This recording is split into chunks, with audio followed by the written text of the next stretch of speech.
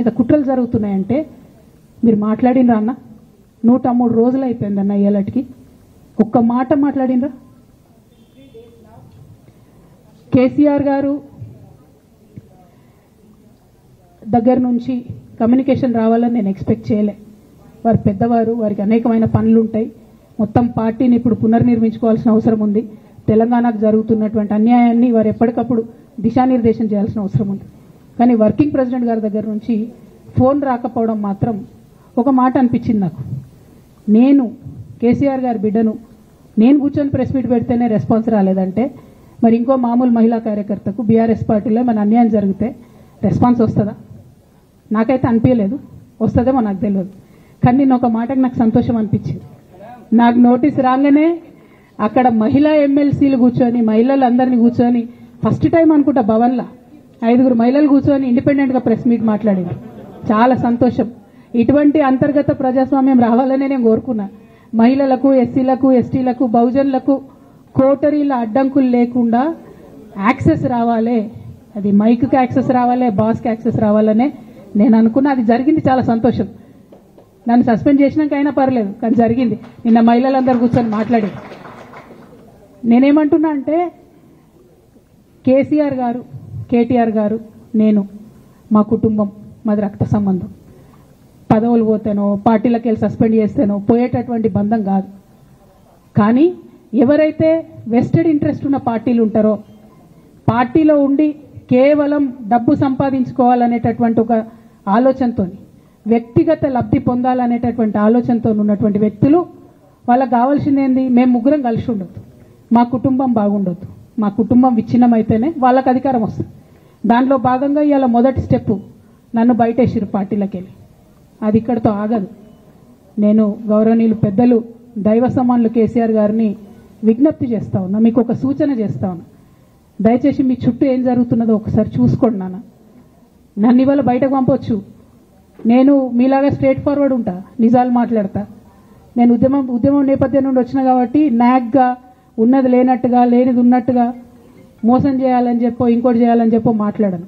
Straight ఫార్వర్డ్గా issues మాట్లాడతా కాబట్టి నన్ను ఇలా బలి చేసి పర్వాలే. కానీ రేపటి నాడు ఇదే ప్రమాదం రామన్నకు కూడా పొంచుంది. రేపటి నాడు ఇదే ప్రమాదం మీకు కూడా పొంచుంది. అల్టిమేట్గా బీఆర్ఎస్ పార్టీని హస్తగతం చేసుకోవడానికి జరుగుతున్నటువంటి కుట్రలో భాగంగానే ఇవాళ నన్ను ఎలిమినేట్ చేయడం జరిగింది. నేను ఇవాళ ఓపెన్గా అడుగుతా ఉన్నాను. హరీష్ రావు గారికి నేను సూటి ప్రశ్న వేస్తున్నా. ఈ రాష్ట్ర ముఖ్యమంత్రి రేవంత్ రెడ్డి గారు కూడా నేను సూటి ప్రశ్న వేస్తున్నా. నా మీద కుట్రలు ఎప్పటి నుండి ప్రారంభమైనాయి? ఎప్పుడైతే హరీష్ రావు గారు, రేవంత్ రెడ్డి గారు ఒకే ఫ్లైట్లో హైదరాబాద్ నుండి ఢిల్లీకో, ఢిల్లీ నుండి హైదరాబాద్లో ఒకే ఫ్లైట్లో వాళ్ళిద్దరు ప్రయాణం చేసి వచ్చినప్పుడు హరీష్ రావు గారు రేవంత్ రెడ్డి గారి కాలు పట్టుకొని సరెండర్ అయినాక ఈ కుట్రలు స్టార్ట్ అయినాయి. నా మీద ఈ స్టోరీలు స్టార్ట్ అయినాయి. మా కుటుంబాన్ని విడగొట్టాలనేటటువంటి కుట్ర స్టార్ట్ అయింది. నేను ఛాలెంజ్ చేస్తా ఉన్నా, రేవంత్ రెడ్డి గారు మీరు చెప్పండి, ఆ ప్రయాణం జరిగిందా జరగలేదా?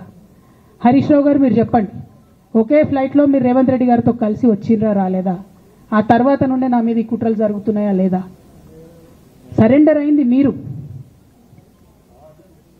ప్రతి ఒక్క విషయంలో దాదాపు ఒక 7-8 ఇష్యూస్ ఉన్నాయి, ఇన్సిడెంట్స్ ఉన్నాయండి. అఫీషియల్ పిఆర్ఓ ట్వీట్ చేస్తాడు, Congress party official PRO tweet చేస్తాడు, ముఖ్యమంత్రి గారు పిఆర్ఓ, ఈ పాల వ్యాపారంలో అవినీతి జరిగిందని. తెల్లారి 2-3 పేపర్లలో వస్తుంది, 3వ రోజుకి మాయమైపోతుంది. అదే కేటీఆర్ గారినేమో 3 సార్లు విచారణ పేరుతో పిలిచి వేధిస్తారు. అంటే కేసీఆర్ కుటుంబం నికార్స్గా బరిగీసుకొని కాంగ్రెస్ పార్టీతో రేవంత్ రెడ్డి కొట్లాడుతున్నాం కాబట్టి మా మీదనేమో కుట్రలు జరుగుతాయి, మా మీదనేమో కేసులు పెడతారు. మీ మాత్రం 1 or 2 days హెడ్లైన్స్ వస్తే తర్వాత న్యూస్ గాయబవుతుంది. ఎన్ని జరగలే చెప్పండి హరీష్ రావు గారి విషయంలో? ఫస్ట్ పాల వ్యాపారం మీద ఏమొచ్చినాయి ఆరోపణలు? ఆనాడు బీఆర్ఎస్ పార్టీ గవర్నమెంట్లో SC, ST, BC హాస్టళ్లకు Harish Rao గారి పాల వ్యాపారం నుంచి పాలు సప్లై చేసిరనే ఆరోపణలు అయోధ్య రెడ్డి గారు ట్వీట్ చేసిరు. గతం 2 రోజులు పోయింది ఆరోపణ. ఎందుకు? సరెండర్. నెక్స్ట్ ఒక అభియోగం చేసిరు ముఖ్యమంత్రి గారు. రంగనాయక్ సాగర్ దగ్గర ఈయనకు ఫామ్ హౌస్ ఉంది, అది ప్రభుత్వ భూమి, కబ్జా చేసిందని. 1 day headline, 3rd day news గాయబ్. No case, nothing. కేటీఆర్ పరిస్థితి ఏంటి? ఎన్ని కేసులు పెట్టిరు కేటీఆర్ అన్న మీద? ఎన్నిసార్లు పిలిచిండు విచారణకు? ఇవన్నీ పక్కన పెడదాం, నిన్నటి లేటెస్ట్ ఇష్యూ మాట్లాడదాం.